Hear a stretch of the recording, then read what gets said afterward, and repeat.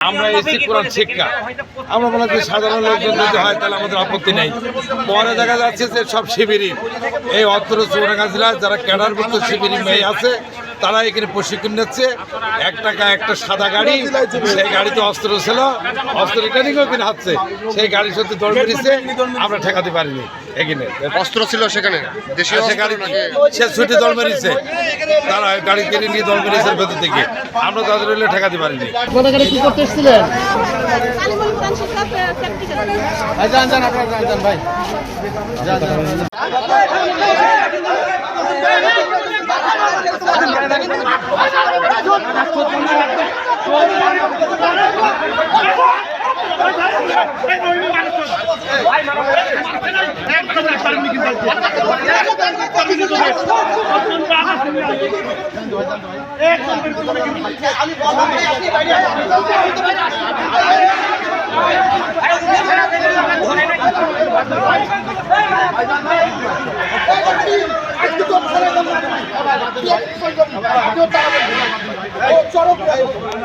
এখানে পাশে আমাদের বাসা। সকালে 8টার পরে দেখি এখানে অনেক গাড়ি, আমরা মনে করি হয়তো কোনো মিটিং টিটিং হচ্ছে। আমরা আসলাম, এসে তাদের জিজ্ঞেস করছি এটা কী বলছে, আমাদের এটা কোরআন শিক্ষা প্রতিষ্ঠান। হ্যাঁ বলছে আমরা কোরআন শিক্ষা, আমরা এলাকার, আমরা কোরআন শিক্ষা নিতে পারি কোরআন শিক্ষা। পরে আমাদের দেখার পর প্রশাসন আসলো, আসার পরে 2টা কালো গাড়ি ছিল, ওরা ঝিলকি দৌড় মারলো মানুষজন না মেনে। তখন আমাদের মনে সন্দেহ, প্রশাসনের মনে সন্দেহ।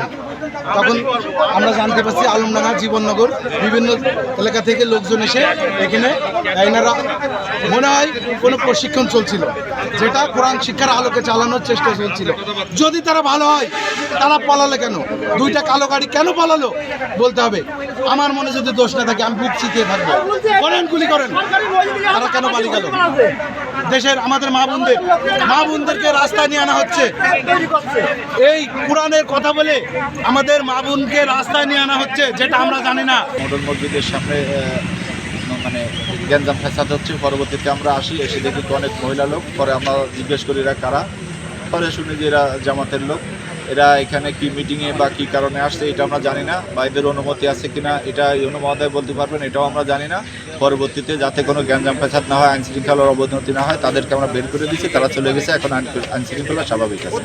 ফার্ম ফ্রেশ পাস্তুরিত তরল দুধ,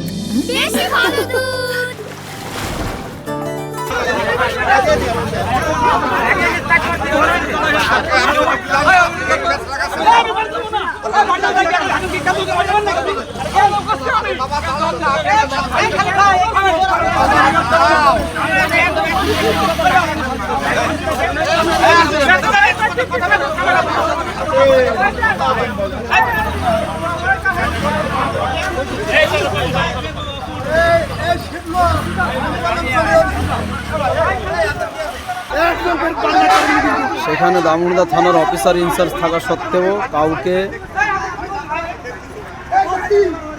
ঠেকাতে পারছে না তিনি।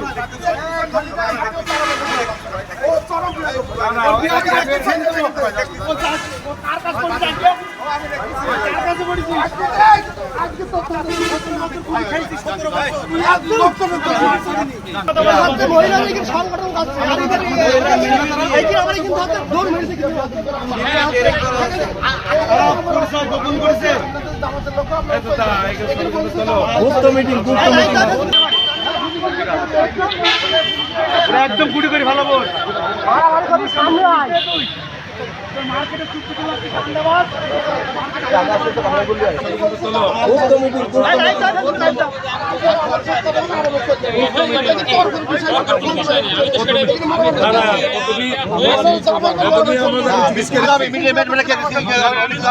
যে বিষয়টা আপনারা অবতারণ করেছেন সেটা আসলে আমার জানা ছিল না, পরবর্তীতে বিভিন্ন মাধ্যমে আমি জানতে পেরেছি। আসলে উনি যে পারমিশন নিয়েছেন কার কাছ থেকে আমার জানার জন্য, আমি এই প্রতিষ্ঠান প্রধান হিসাবে আমার কাছ থেকে তিনি কোনো পারমিশন নেননি। তো আমি, আপনারা তো শুনেছেন, তাকে ডেকে তিনি কার পারমিশনে বা কী ধরনের প্রোগ্রাম করছেন সে বিষয়ে বিস্তারিত জানাতে বলেছি। বিস্তারিত জেনে যদি আমরা তদন্ত করব, তদন্ত সাপেক্ষে যদি তার দেখি যে কোনো ব্যত্যয় হয়েছে, আইনের ব্যত্যয় হয়েছে, তাহলে আমরা অবশ্যই তার বিরুদ্ধে পদক্ষেপ নেব, আইনগত ব্যবস্থা নেব।